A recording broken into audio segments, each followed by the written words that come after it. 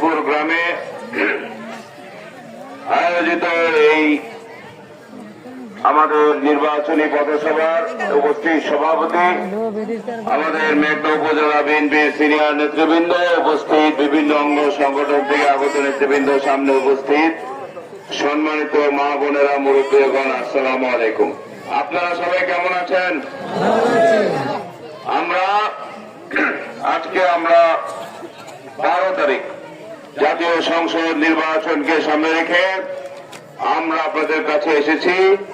আপনারা আগামী 12 তারিখ বিএনপির মনোনীত প্রার্থী, এ এলাকা থেকে বারবার নির্বাচিত সাবেক সংসদ সদস্য, সাবেক মন্ত্রী, বীর মুক্তিযোদ্ধা ডক্টর খন্দকার মোশাররফ হোসেন তথা ধানের শীষ মার্কার পক্ষে আপনাদের কাছে ভোট প্রার্থনা করতে এসেছি। ইতিমধ্যে বলা হয়েছে, আমিও ব্যক্তিগতভাবে জানি যে 2018 সালে যখন ভোট চুরির মহা উৎসব চলছে, তখন এই লক্ষ্মীপুর কেন্দ্রে এই চরকাঠালিয়া, সাধুকান্দি এবং এই লক্ষ্মীপুরের জনগণ সকল রক্তচক্ষু উপেক্ষা করে ডক্টর মোশাররফ সাহেবকে জয়যুক্ত করেছিলেন। প্রমাণ হয় লক্ষ্মীপুর হচ্ছে বিএনপির ঘাঁটি, ধানের শীষের ঘাঁটি। আপনারা অনেক কষ্ট করে ভোট দিয়েছিলেন, কিন্তু সেরকম পরিবেশ কিন্তু এখন নাই।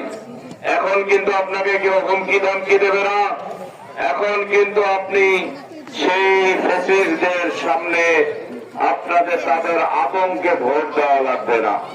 আপনারা সম্পূর্ণ স্বাধীনভাবে 12 তারিখ ভোট দেবেন ইনশাআল্লাহ।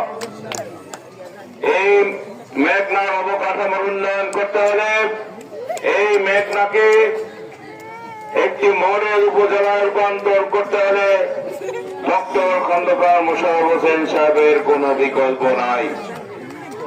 এই যে আপনারা বললেন এখানে কবরস্থান পাকা, কবরস্থানের বাউন্ডারি, রাস্তা পাকাকরণ, এগুলো আপনাদের দাবি। আমরা বলতে পারি, আমরা ক্ষমতায় আসলে যে সকল রাস্তা এখনো কাঁচা রয়েছে এগুলো 12 ফিট করে আমরা রাস্তা পাকা করবো ইনশাআল্লাহ।